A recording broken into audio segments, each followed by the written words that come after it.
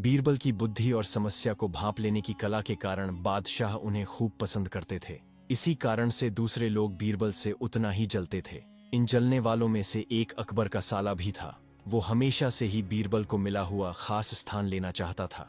बादशाह जानते थे कि बीरबल जैसा कोई और नहीं हो सकता है। वो अपने साले को भी ये बात समझाने की कोशिश करते थे, लेकिन उनका साला हमेशा कहता था कि वो भी काफी बुद्धिमान है। इन सब बातों के कारण एक बार बादशाह के मन में हुआ कि अब ये ऐसे नहीं मानेगा, इसे कुछ कार्य देकर ही समझना पड़ेगा। तभी अकबर ने अपने साले से कहा कि तुम अपने दिमाग और सूझबूझ से इस कोयले की बोरी को सबसे ज्यादा लालची सेठ दमड़ी लाल को बेच कर आओ। अगर तुमने ऐसा कर दिया तो मैं तुम्हें तुरंत बीरबल की जगह दे दूंगा। ये बात सुनकर अकबर का साला हैरान हुआ, लेकिन उसे बीरबल की जगह चाहिए थी। इसी सोच के साथ वो कोयले की बोरी लेकर सेठ के पास पहुंच गया। सेठ ऐसे ही किसी की भी बातों में आने वाला नहीं था, इसलिए उसने उसे खरीदने से मना कर दिया। अब अपना उदास चेहरा लेकर अकबर का साला महल लौट आया। उसने कहा कि मैं इसे नहीं बेच पाया। इतना सुनते ही बादशाह ने बीरबल को अपने पास बुलाया। उन्होंने अपने साले के सामने ही बीरबल से कहा कि तुम्हें सेठ दमड़ी लाल को यह कोयले की बोरी बेचनी है।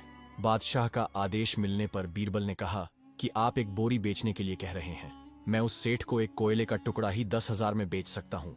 यह बात सुनकर अकबर का साला दंग रह गया। अकबर ने कहा कि ठीक है, तुम एक ही कोयले का टुकड़ा बेच आओ।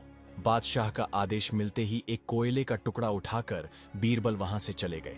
उन्होंने सबसे पहले एक मलमल के कपड़े का कुर्ता अपने लिए सिलवाया, फिर उसे पहनकर अपने गले में हीरे मोती की मालाएं डाल लीं और महंगे दिखने वाले जूते भी पहन लिए।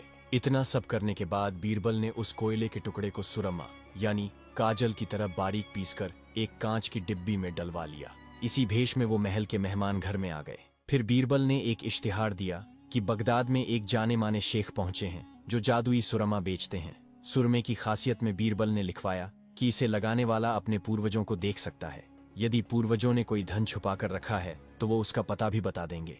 इस इश्तिहार के सामने आते ही पूरे नगर में बीरबल के शेख रूप और चमत्कारी सुरमे की ही बात होने लगी। सेठ दमड़ी लाल तक भी यह बात पहुंच गई। उसके मन में हुआ, जरूर मेरे पूर्वज ने धन गाड़ रखा होगा, मुझे तुरंत शेख से संपर्क करना चाहिए। इतना सोचकर दमड़ी लाल शेख बने बीरबल के पास पहुंचा। बीरबल ने जानबूझकर उन्हें पहचाना नहीं। सेठ ने शेख से कहा कि मुझे सुरमे की डिब्बी चाहिए। शेख ने जवाब दिया, बिल्कुल लीजिए, लेकिन एक डिब्बी की कीमत 10,000 रुपए है। सेठ काफी चालाक था। उसने शेख से कहा कि मैं पहले सुरमा आंखों पर लगाना चाहता हूँ, उसके बाद पूर्वजों के दिखने पर ही मैं 10,000 रुपए दूंगा। शेख बने बीरबल ने कहा कि ठीक है, आपको ऐसा करने की इजाजत है, बस आपको सुरमे की जांच करने के लिए चौराहे पर चलना होगा। चमत्कारी सुरमे का करिश्मा देखने के लिए वहां लोगों की भीड़ लग गई।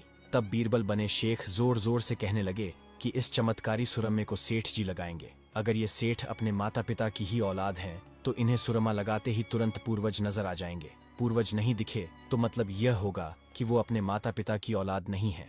असली औलादों को ही यह सुरमा लगाने पर अपने पूर्वज नजर आते हैं। यह सब कहने के बाद शेख ने सेठ की आंखों पर सुरमा लगा दिया और कहा कि आंखें बंद कर लो। सेठ ने आंखें बंद तो की, लेकिन उन्हें कोई भी नहीं दिखा। अब सेठ के मन में हुआ कि मैंने कह दिया कि मुझे कोई नहीं दिखा तो भारी अपमान हो जाएगा। इज्जत को बनाए रखने के लिए सेठ ने आंख खोली और कहा कि हाँ, मुझे अपने पूर्वज दिख गए। इसके बाद गुस्से में लाल सेठ ने बीरबल के हाथ में 10,000 रुपये थमा दिए। अब खुश होते हुए बीरबल महल चले गए। उन्होंने कहा कि लीजिए। बादशाह एक कोयले के 10,000 रुपए और सारा किस्सा सुना दिया। यह देखते ही बादशाह का साला मुंह बनाकर महल से चला गया। उसके बाद से उसने कभी भी बीरबल की जगह लेने की बात अकबर से नहीं की। इस कहानी से सीख मिलती है कि किसी से ईर्ष्या नहीं करनी चाहिए और अपनी काबिलियत को साबित करने के लिए बुद्धि का उपयोग करना जरूरी है।